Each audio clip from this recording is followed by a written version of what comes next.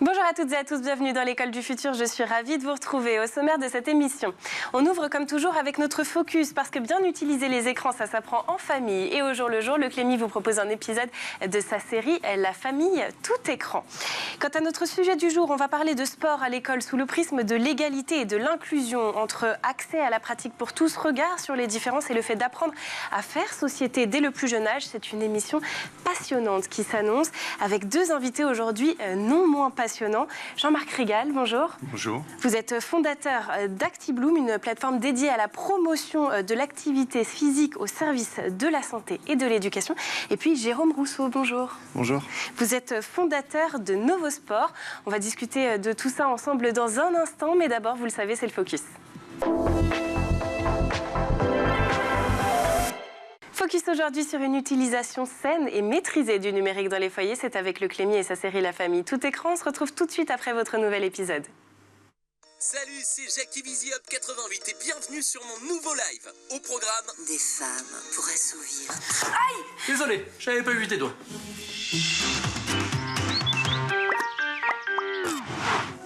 J'ai pas fait exprès, ça s'est ouvert tout seul. Dis donc, on me la fait pas à moi. Mais je te jure, j'y suis pour rien. Pourtant, il a cliqué. Tu veux rencontrer des filles copines Qui aime le chocolat parce que c'est plein de magnésium. Mais comment on bloque ça? des femmes d'expérience. Mais il y a une page d'ouverte là. Je suis désolée, c'est vrai, mais c'est apparu quand j'étais sur mon forum et j'ai cliqué. Et après, ça a ouvert plein d'autres pages. C'est pas ta faute, mais il y a des personnes qui pensent pas à toi. Avec ce genre d'image, elles gagnent beaucoup d'argent de la publicité et sans se soucier qu'un enfant puisse tomber dessus. Il y a des sites que tu ne dois pas voir et notre rôle, c'est de te préserver de tout ça. On sera plus vigilant avec le contrôle parental. Allez, file mon grand. Je devrais quand même peut-être vérifier ces pop-up, tu crois pas? Moi, je crois que je vais surtout mettre le contrôle parental sur toi aussi. Ah. Vos enfants peuvent être exposés à des images pornographiques sur Internet. Pour éviter cette situation, installez le contrôle parental, un antivirus et un anti-fenêtre publicitaire. Surtout, parlez avec votre enfant quotidiennement. S'il a vu des images qui l'ont traumatisé, n'hésitez pas à vous faire aider par un professionnel pour qu'il puisse s'exprimer. Tu aimerais rencontrer un jeune homme de ta région avec des tablettes de chocolat. C'est pas vrai, ça vient d'où ça? C'est pas une pub mensongère, tu le noteras. Allez, sur un tout autre sujet, il y a un peu moins d'un an, à l'occasion des Jeux paralympiques de Paris 2024, de nombreux Français ont découvert avec enthousiasme des disciplines comme le basket ou l'escrime en fauteuil, le cécifoot ou encore la boccia. Mais une fois l'événement passé, une question demeure. Loin des paillettes, où en est-on vraiment en France en matière d'inclusion par le sport? Et surtout, comment cette inclusion se traduit-elle aujourd'hui à l'école, dans les cours de PS et les activités périscolaires? Voilà quelques-unes des questions auxquelles nous allons tenter de répondre dans la première partie du talk. Et pour m'accompagner en plateau, j'ai le plaisir de recevoir aujourd'hui deux invités. Jean-Marc Rigal, fondateur d'ActiBloom, une plateforme dédiée à la promotion de l'activité physique au service de la santé et de l'éducation. Et puis Jérôme Rousseau, fondateur de Novosport. Alors messieurs, on va peut-être commencer par le plus simple, ce qui pourrait paraître le plus évident. Jérôme, le sport inclusif, qu'est-ce que ça signifie ? Alors, le sport inclusif, c'est permettre en tout cas à tout le monde de pouvoir jouer ou avoir accès à une pratique sportive, tout simplement. Donc, on le voit bien avec la boccia, avec le basket fauteuil, où ça, c'est vraiment accéder à la pratique sportive. Et puis, il y a aussi ce qu'on va évoquer plus tôt, c'est le sport partagé, ou en tout cas l'éducation physique et sportive, où l'enjeu, c'est de pouvoir jouer ensemble sur le même terrain, mais avec des mouvements, des possibilités différentes. Et effectivement, on va en parler tout au long de cette émission. Alors, l'accès au sport pour les personnes porteuses d'un handicap, c'est une priorité politique qui est affichée depuis normalement plus d'une vingtaine d'années. Pourtant, sur le terrain et notamment à l'école, l'inclusion, elle reste encore très inégale, surtout lorsque l'on parle de sport. Alors, on va commencer dans le dur. Jean-Marc, est-ce que selon vous, c'est vraiment une priorité politique aujourd'hui ? Je pense que c'est une priorité politique politique, par contre, la marge d'évolution est assez importante. Si on se fie à quelques données chiffrées, aujourd'hui, cette donnée est sortie de la nouvelle stratégie sport et handicap 2030 du ministère des Sports. Environ 47% des personnes en situation de handicap pratiquent régulièrement dans l'année une activité physique, là où 80% plutôt des Français y arrivent. Des Français non porteurs de handicap. Donc on voit déjà qu'il y a un gros laps. Deuxième point, ce qui peut expliquer notamment pourquoi des personnes en situation de handicap ont tant de mal à pratiquer l'activité physique et à rejoindre un club, c'est qu'aujourd'hui il y a moins de 3% des clubs à France qui sont en mesure de les accueillir. C'est-à-dire qu'ils sont accessibles, qui ont des structures, qui ont de l'équipement et surtout des personnes compétentes pour pouvoir les accueillir. Il y a à peu près 170 000, 180 000 clubs de sport en France. Voilà, et c'est ce qui nous a motivés avec Jérôme pour lancer l'application Inclure. Jérôme, dans le cadre de l'école, justement, est-ce qu'on a peut-être d'autres chiffres ou au moins un ordre de grandeur justement sur les équipements qui existent, qui sont réellement adaptés à une pratique du sport inclusive? Alors, aujourd'hui, il n'y a pas forcément de chiffres exacts. En revanche, ce qui est sûr, c'est qu'on a beaucoup de professionnels, notamment en EPS d'éducation physique et sportive, qui ont peu de moyens pour pouvoir adapter les pratiques, qui sont peu formés, qui ont beaucoup d'élèves. Donc, moins d'attention pour les personnes porteuses de handicap. Un exemple très concret, un adolescent ou un enfant, par exemple, qui est autiste, va avoir besoin d'une AVS, donc auxiliaire de vie scolaire, et très souvent ces personnes-là sont mal payées, mal formées, et donc la barrière de l'inclusion, elle commence aussi par là, c'est-à-dire former les personnes qui doivent pouvoir accueillir, parce que c'est ça aussi la réelle inclusion, c'est le fait que les personnes puissent être incluses, mais aussi que les personnes non porteuses de handicap soient d'accord pour pouvoir accepter l'autre avec leurs différences. Et donc oui, c'est un enjeu politique, mais les moyens, comme l'a dit Jean-Marc, sont très compliqués, notamment les gymnases, qui ne sont pas toujours accessibles. Est-ce qu'aujourd'hui, l'accès au sport inclusif, il dépend aussi beaucoup du territoire dans lequel on grandit? Je pense qu'il dépend aussi beaucoup du territoire. On en parlait tout à l'heure en amont de l'émission avec Jean-Marc. Le comité paralympique et sportif français a évoqué qu'il faut aujourd'hui, sans même parler d'éducation physique, mais juste de sport, à peu près 50 km pour avoir accès à une pratique sportive, en tout cas parasportive. Donc le CPSF a mis en place ce qu'on appelle club inclusif pour former aussi les clubs à accueillir toute personne porteuse de handicap. Mais c'est évident que c'est pas assez. Et puis il y a aussi tout un travail, je pense que Jean-Marc sera d'accord avec moi, au niveau des médecins, parce que on se rend bien compte que beaucoup de médecins, dès que les personnes sont en situation de handicap ou juste ont un bras cassé, par exemple, vont mettre en place de la dispense. Alors que la grosse différence, c'est ce qu'il faut que comprennent les gens, la différence entre sport et éducation. L'éducation, c'est vraiment l'objectif, c'est de donner à faire, de donner à avoir des compétences pour accéder à la pratique. Alors que le sport, on va chercher la performance. Donc il y a une grosse différence. C'est un avis que vous partagez? Totalement. Et puis, pour rejoindre ce que dit Jérôme, il faut vraiment sensibiliser en fait tout l'écosystème. L'écosystème, ça commence à l'école primaire, au collège, au lycée, et ainsi de suite. Et après le lycée, c'est sensibiliser les éducateurs, les enseignants sur le fait que moi, je ne suis pas porteur de handicap, je fais régulièrement du sport, c'est bon pour ma santé. C'est bon pour ma santé physique, ma santé mentale et le lien social, ainsi de suite. Mais pour Jérôme, qui est un porteur de handicap, il ne peut pas le cacher, et ainsi de suite, c'est aussi important, si ce n'est plus, parce que les personnes porteuses de handicap, notamment, sont plus sujettes au risque de la sédentarité de par le fait qu'elles ne bougent pas. Donc il faut sensibiliser les professionnels de l'enseignement, mais pas que. Sensibiliser également des coachs, des bénévoles qui travaillent dans des clubs de sport pour ouvrir leurs portes à des personnes porteuses d'handicap. Il y a des solutions. Nous, on propose une solution parmi d'autres. Jérôme a parlé des clubs inclusifs, du comité paralympique et sportif français, qui a accompagné en formation depuis 2022 à peu près 3000 clubs. Ça, c'est une très bonne initiative qu'il faut déployer encore plus. Le ministère des Sports, avec ses moyens, a mis en place, Jérôme, tu me reprends si je me trompe, pas le club des sports, mais c'est un portail qui fédère, où tous les clubs de sport peuvent dire s'ils sont inclusifs ou pas. Il y en a à peu près 6000, 6500 Le handi-guide, ouais, tout à fait. Le handi-guide, voilà. Ouais, tout à fait. Est-ce que vous observez, pardon, je vous coupe, mais est-ce que vous observez des différences justement de pratique entre le scolaire et le périscolaire? Est-ce que on a tendance à avoir plus justement d'initiatives, de formations sur le périscolaire ou sur le scolaire? De formation, disons que tout dépend de quelle tranche d'âge on parle. Par exemple, si on parle de la tranche d'âge 6-12 ans, l'école primaire notamment, pour parler que de ça, la majorité du temps passé à faire du sport des enfants, c'est à l'école. C'est à l'école.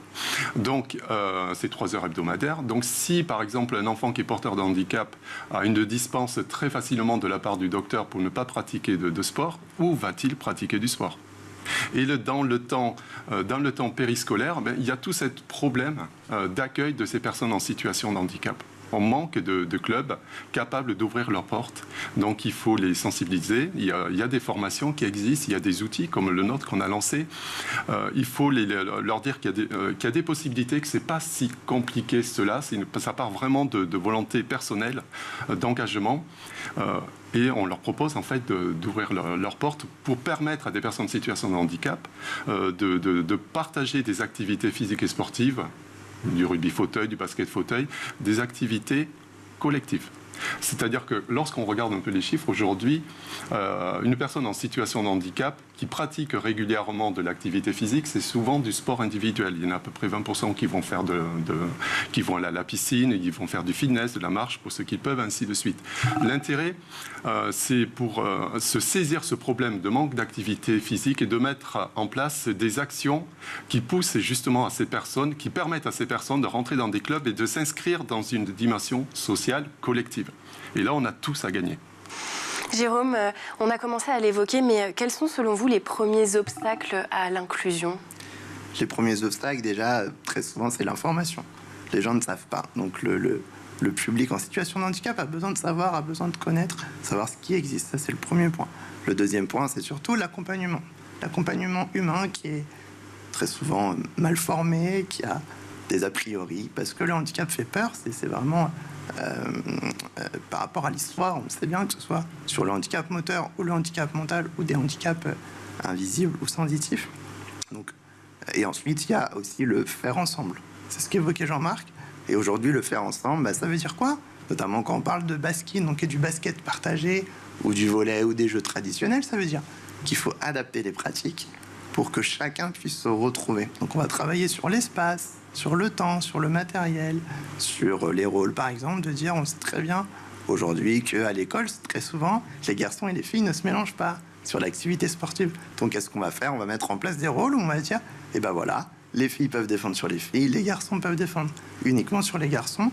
Et en fonction de votre niveau de jeu, si vous êtes très forte au basket, par exemple, vous allez pouvoir peut-être défendre sur quelqu'un qui n'est pas bon au basket. Mais en tout cas, l'objectif, c'est vraiment ça, c'est de laisser la place à tout le monde, mais ça veut dire aussi que les animateurs, il faut qu'ils soient formés. Et on parlait tout à l'heure de l'école primaire, il y a aussi le collège et le lycée, où notamment, je pense à l'Union nationale du sport scolaire, donc qui met en place les championnats de France de sport partagé. Donc il y a quand même des initiatives qui sont mises en place, mais je pense que là, la bataille, elle se joue vraiment sur, comme l'a dit Jean-Marc, la volonté d'accueillir et d'expliquer. Ça veut dire qu'aujourd'hui, c'est pas tellement une question de moyens financiers, c'est plutôt une question de volonté, de penser les séances autrement? C'est les deux. C'est les moyens financiers qui ne cessent de baisser. Si, bien sûr, c'est d'abord, entre autres, un problème de moyens financiers. Là, on va pas aborder le problème financier, mais en même temps, on va l'aborder. Si aujourd'hui, par exemple, un club sportif veut ouvrir une nouvelle section de handisport ou de sport adapté, où vont se retrouver entre pairs, PAIR, des personnes porteuses du même handicap, ça va coûter cher. Il faut du personnel, il faut des locaux, il faut des créneaux que la mairie, par exemple, qui met à disposition un gymnase, il faut des locaux disponibles et il faut des personnes formées, ainsi de suite. Nous, la réflexion que nous avons avec Jérôme depuis le début, c'est de jouer sur deux volets. Un, permettre à des clubs d'accueillir des personnes en situation de handicap, mais en même temps de faire évoluer un peu le rapport à l'activité physique, plutôt que de penser simplement entre soi et compétition, performance, c'est pas simplement entre soi, mais avec l'autre dans son altérité, dans sa différence. Et là, c'est le plaisir de réaliser des choses. On est moins dans la performance, on est plutôt dans l'accomplissement de faire des choses ensemble. Et là, ça change totalement le regard. Moi, j'ai eu la chance, depuis 1 an et demi, de me déplacer à Paris pour filmer les équipes de Jérôme chez Novosport, François Poul en Belgique, qui est associé à nous également, avec le poolball. Et c'est très enrichissant. Moi, je ne connaissais pas du tout le domaine du handisport, très très peu. Aujourd'hui, je vais voir des compétitions, notamment de cécifoot, et je suis observateur et je suis, franchement étonné par ceux qui sont capables de faire, et surtout cette émulation. Vous prenez par exemple le cécifoot, pour moi, c'est un sport partagé par définition. Les goals sont voyants. Les 2 goals de part et d'autre sont voyants. Les joueurs sur le terrain sont non-voyants. Mais alors pas du tout. Et puis ensuite, vous avez un arbitre qui est voyant et 2 coachs qui sont voyants. Ça s'arrête. Mais c'est une émulation, c'est quelque chose de très intéressant et tout le monde y trouve son compte, les joueurs, qu'ils soient voyants ou non voyants. Et justement, on va continuer à parler du sport partagé. Ça sera en seconde partie d'émission, mais d'abord, cap sur la planète tech.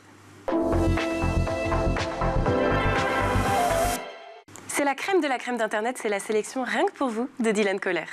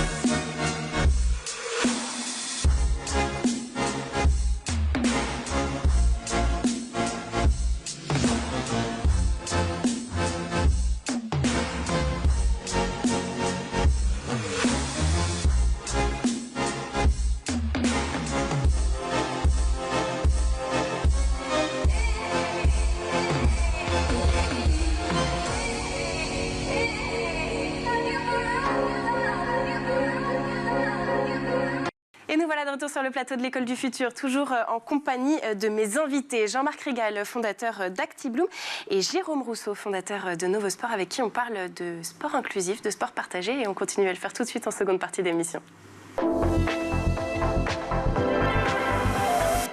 Alors Jérôme, juste avant de partir en pause, on a posé globalement un état des lieux de ce qu'est aujourd'hui le sport inclusif en France et notamment dans le cadre de l'école.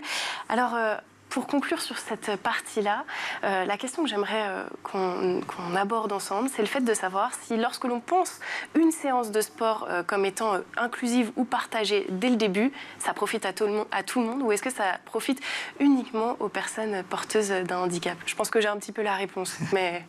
Alors, déjà, c'est important, je pense, de parler surtout d'éducation physique et sportive. Et effectivement, oui, ça profite à tous parce que sans même parler de handicap, avant tout, on est des individus. Et donc, si on part sur ce principe-là, qu'il y a des personnes qui sont porteuses de handicap, plus ou moins, certaines sont très handicapées dans le monde de l'activité physique et sportive. Donc, quand vous pensez à tout le monde, quand vous adaptez la pratique et l'activité, ça veut dire que les gens peuvent tout simplement exister et et s'épanouir. Et ça, c'est très important, parce que quand on s'épanouit, on a envie de jouer, on a envie de continuer. Donc un exemple très concret, très souvent dans la cour, on va dire, bah voilà, il faut que tu cours, je sais pas, peut-être 100 mètres ou 150 mètres. Mais certains, ce n'est pas possible de courir 100 mètres, donc on va adapter, c'est-à-dire qu'on va dire, bah voilà, en 5 minutes, bah c'est pas grave, tu vas devoir te déplacer pour faire 40 mètres. Donc c'est ça en fait aussi, le côté partagé, c'est qu'on va adapter l'espace, on va adapter le temps en fonction de vos possibilités. Et même si vous ne pouvez pas courir, c'est pas grave. L'objectif, c'est de comprendre toute la partie déambulation, comment je me positionne, quel rôle je peux avoir dans l'activité, dans le jeu. Alors, jusque-là, je le disais, on a fait un état des lieux qui n'était pas forcément très réjouissant, mais fort heureusement, vous l'avez dit, chacun de vous, il existe des initiatives comme les vôtres qui agissent justement en faveur de l'inclusion. Et donc, de votre côté, Jérôme, cette initiative, elle a pris la forme d'une association baptisée Novo Sport. Je vous laisse nous présenter rapidement ce que vous faites. Donc, nous, ce qu'on fait, c'est qu'on crée donc des activités sportives partagées, notamment 3 activités qui vont être le baskin, le volley et la boccia. Donc le baskin, très rapidement, c'est une activité sportive partagée qui nous vient d'Italie. Et sur un même terrain, il va y avoir des basketteurs, des non-basketteurs. Et en fonction de vos capacités, vous pouvez jouer sur le même terrain. Certains vont tirer à des paniers classiques et d'autres à des paniers à 1,10 m et d'autres à 2,20 m. On a le volley partagé qui va être un gros ballon de Swissball. Vous savez, les gros ballons qu'on a en kiné. Voilà. Et ben la balle, elle va passer en dessous le filet et elle va pas passer au-dessus. Ce qui permet tout simplement à des personnes qui ont des difficultés pour attraper, de pouvoir frapper le ballon. Et on marque un point si la balle est sortie du terrain de jeu. Et ensuite, on a la boccia, que certains ont sûrement connue par Aurélie Aubert, notamment, qui a gagné une médaille d'or. Là, la différence, en tout cas sur le partagé, c'est que en fonction de vos possibilités, comme Jean-Marc est excellent à la pétanque, il sera peut-être un peu plus loin du jack, donc on appelle le cochonnet. Et moi, qui ai un peu plus de difficultés, donc avec mon monde supérieur, je serais peut-être à 1 ou 2 mètres du jack pour justement me rendre ce challenge adapté. Et ce tir, par exemple, en boccia peut être effectué soit avec son membre supérieur, soit avec son pied, soit avec ce qu'on peut. Donc c'est vraiment ça en fait, ce que les gens doivent comprendre dans le côté partagé, c'est le challenge, le défi, où vous, Lisa, par exemple, vous tirerez peut-être avec vos pieds parce que vous êtes meilleur avec vos pieds. Donc c'est ça que les gens doivent comprendre, c'est on fait avec ce qu'on peut et on va au maximum de nos possibilités. Ça, c'est vraiment le côté partage et en fonction de ses possibilités. Et justement, je vous propose de regarder quelques images puisqu'on en a et que les images valent 1000 mots.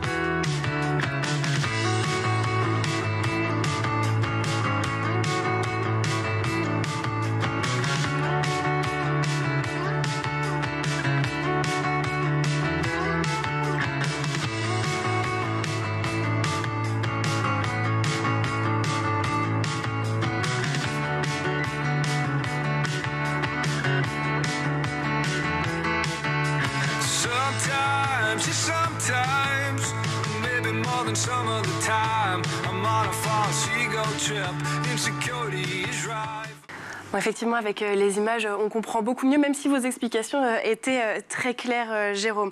Alors, à qui s'adressent principalement vos actions? Est-ce que ce sont toujours des personnes en situation de handicap ou est-ce que vous accueillez un public mixte, justement pour partir sur une pratique de sport partagé? Donc aujourd'hui, on a 150 adhérents.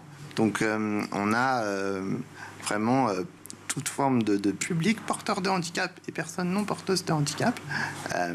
Et c'est des activités partagées un petit peu partout en Ile-de-France. Et ça va de 4 ans à 60 ans. Donc c'est un public assez large. Et ce qui est intéressant, très souvent, c'est qu'on a des familles et des frères et sœurs qui viennent ensemble. Certains sont porteurs de handicap ou non. Et donc ça, c'est la grosse puissance du lien social quand les activités sont réellement partagées.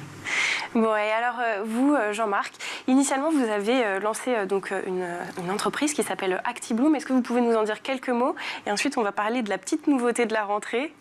Je vous laisse nous expliquer d'abord ActiBloom. Alors ActiBloom, c'est un site internet pédagogique qui utilise les tutoriels vidéo pour il y a 2 objectifs. Un, c'est sensibiliser le public adulte à l'importance de faire bouger les enfants, la sédentarité notamment et le manque d'activité physique. Récemment, une étude est sortie dans les médias qui a montré la baisse des capacités physiques, notamment en endurance des Français. Voilà.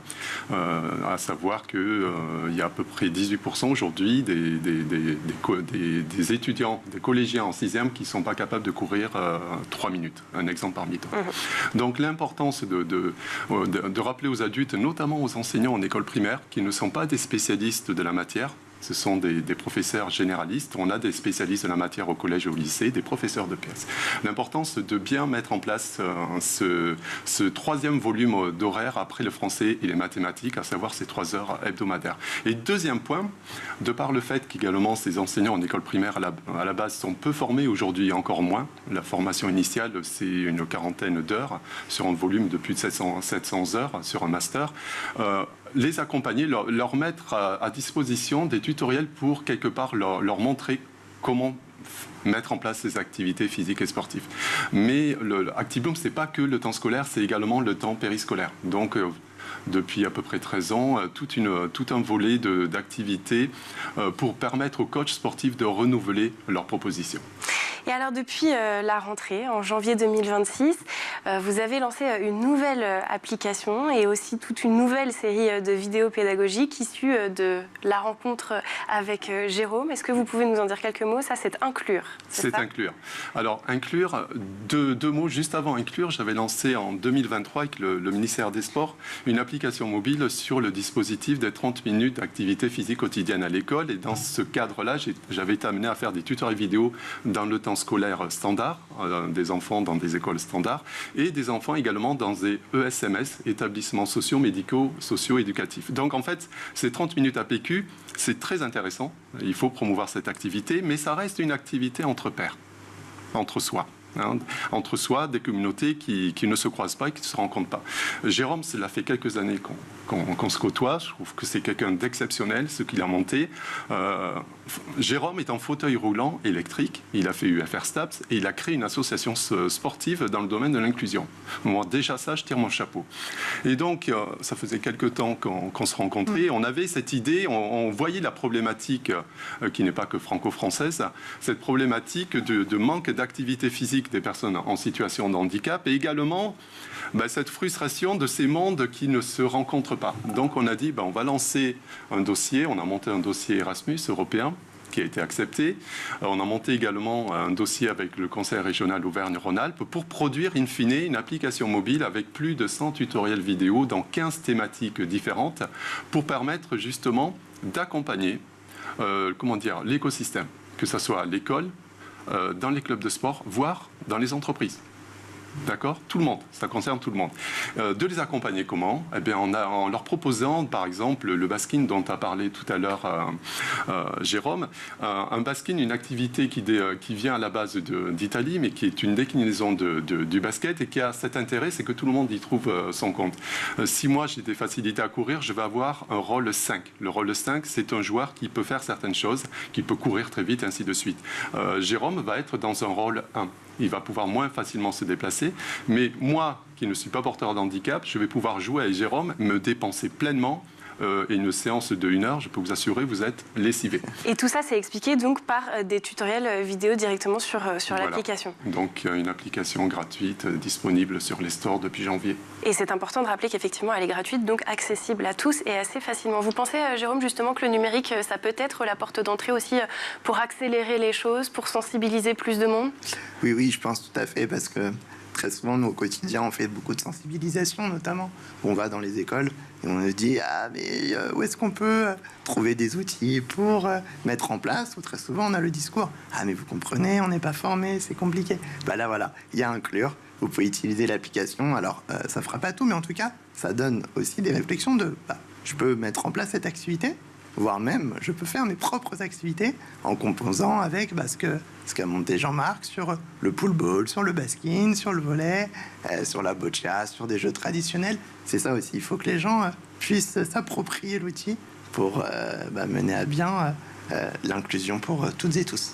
Et là, on a parlé du cadre scolaire, mais bien évidemment, puisque l'application est accessible à tous, ça fonctionne aussi pour les familles qui, elles aussi, peuvent trouver de l'inspiration. Merci beaucoup, Jean-Marc Régal, d'avoir été avec nous. Je le rappelle, vous êtes fondateur d'ActiBloom. Merci aussi, Jérôme Rousseau. Juste avant qu'on coupe cette émission, je crois que vous avez un petit événement fin juin, justement, lié à Inclure. Est-ce que vous nous en dites un mot? Oui, on va vous en dire un mot. Donc, maintenant que l'application est disponible, que tout le monde peut rapidement télécharger sur son téléphone, que ce soit personne porteuse de handicap ou pas, nous lançons au 15 juin cette année la première quinzaine Inclure. Donc l'idée, c'est de fédérer tous nos réseaux, à tous les trois, François Ampoule en Belgique, Jérôme et moi en France, de fédérer nos réseaux de clubs de sport, d'écoles et d'entreprises pour mettre en place, pour les pousser, pour les fédérer à mettre en place pendant 15 jours des rencontres de sport partagés, où ils peuvent utiliser des tutoriels que nous, on met en ligne sur notre application, mais pas que. On va promouvoir également d'autres activités de sport partagé qu'il y a aux quatre coins de la France. Donc il y a déjà la Fédération des clubs Omnisport qui a dit OK, l'Union sportive des cheminots de France. Donc là, on touche déjà quelques milliers de clubs qui vont mettre en place des rencontres partagées à partir du 15 juin. Et ça sera donc le 15 juin, on le retient. Merci beaucoup, messieurs, d'avoir été avec nous en plateau. Merci aussi aux équipes en régie et à Lilian Brémond d'avoir produit cette émission. Et surtout, merci à vous de nous avoir suivis. On se retrouve dès demain à 12h30 sur School TV. D'ici là, portez-vous bien.